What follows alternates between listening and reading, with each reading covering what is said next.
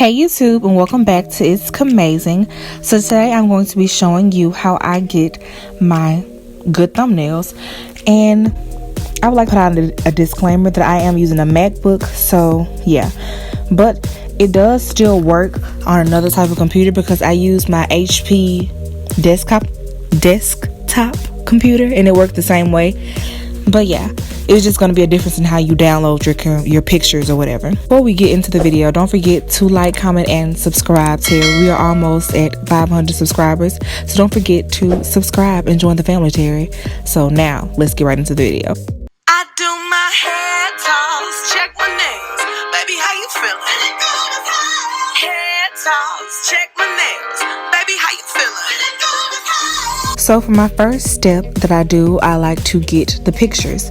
And so the pictures that I choose, they are already in the video that I'm going to be editing for the thumbnail. So I just like to I focus on three things when I pick my pictures for the thumbnail. Personality,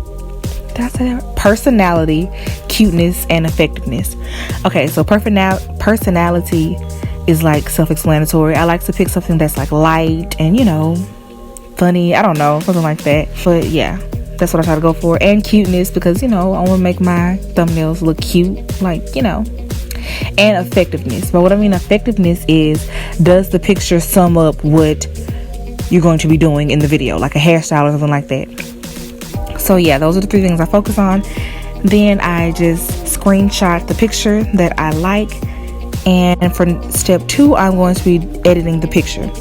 And this is optional, but I like to get my pictures and take away the background and make it transparent, so I can just make any background that I want with it. And this is how I do I don't know what that button is called, but yeah, I click on that button, you see me. So yeah, this other side which lets me pick how I want to transparify it, whatever, and I press Smart Lasso, and so I just go around the picture and just carefully edit out the background that I do not want in the picture.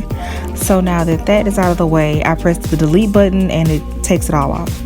So for this thumbnail, I just picked out, I want to take a picture of my thumbnail. So why would I make a thumbnail without showing my thumbnail? So whatever, I thought that would be creative or whatever. So I'm just going to take a screenshot of that and have that for my picture. Now we're going to head over to thumbnail. Why can I not talk? Now we're going to head over to Canva, and this is where I edit my pictures for my thumbnails. And I don't know if you have to have a account, I don't know. I just already had one from school, so if you do, just make one. It's free. So all I do is get on Canva, and then I go to custom dimensions, and this is important because you want the custom size to be perfectly for the thumbnail size, so it won't be too big or too small. And so the perfect size is 1920 for the width and 1080 for the height. And so just press create design, and it will take you to another page with your customized size or whatever. So next thing I'm going to do is upload the pictures from my computer onto Canva. And all I'm doing is just pressing recents and going through the screenshots and just uploading them to Canva. And then just take a couple seconds for it to load. And once your pictures are up, you can begin to use them. Now, I'm not going to use this picture for the thumbnail, but I'm just showing you what I usually do with my hairstyle videos. I just get the picture and I crop out, the harsh lines you see on the sides. I crop that out so it won't be in the video. And then I press delete, and it's just a perfect, little backgroundless picture. Okay, so now I'm just going to start making my thumbnail, and this is really optional. Well, not optional, this is really up to you and how you like to style things. But yeah, this is going to be me trying to create a thumbnail that I like. And this probably takes me a good 30 minutes to an hour to do, because I like to make options. So yeah, I'm just going to be resizing it and just getting it to a size that I like. Now time for the titles, or the text that are going to go on the picture. You go over there to text and you press it, obviously, and then add heading, and it'll pop up on the screen the text you can put in. So I do the add a heading because it's bigger, So I use that, and then I just type in what I want the thumbnail title to be.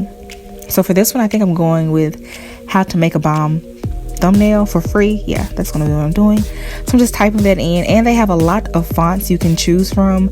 Like, as you can see, a lot of fonts. So I just picked this one. It's called Luckiest Guy, and I'm just gonna use that for my thumbnail.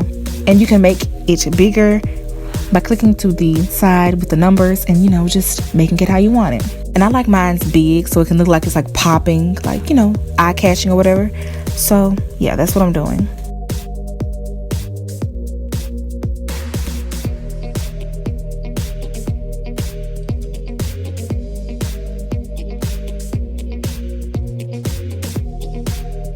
Now that we have like the words that I want, I'm going to start the coloring. Like, I like red because it pops more. So I'm going to look for a red. You can type it in. I thought that was red at first, but you can type in at the place where it says, try ... and just type in the color that you want and it'll come up. But this red wasn't as vibrant as I wanted, but I mean, it'll do for this tutorial.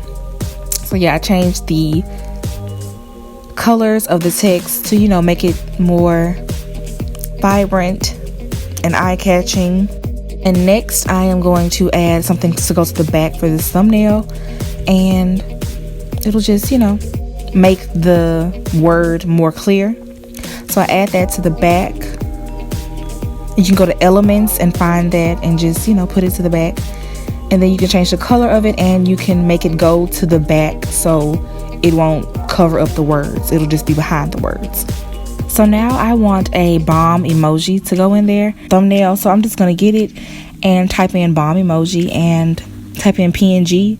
I think that's for the transparent background. So yeah, I just type in that. And then I'm just going to download that picture to my computer so I can use it for my thumbnail. And I'm just going to go to uploads and find the pictures that I just downloaded and put them in the Canva files. Then I'm just going to put that in and position it to where I want it, and that looks cute right there. So yeah, I move the text around so it can be where I want it, and I just go from there. And for my other little trick that I like to do to make my picture more forward and vibrant or whatever, I use that word a lot, but yeah, I like to click on the picture, press adjust, and then go to the blur catalog, and then just slide it back. And I think it makes the pictures more, you can see them better when you decrease the amount of blur in it or whatever. So yeah, I do that because I like it. And I'm just going to show you now how the picture can go from less noticeable to more noticeable. So yeah, as you can see, it does that.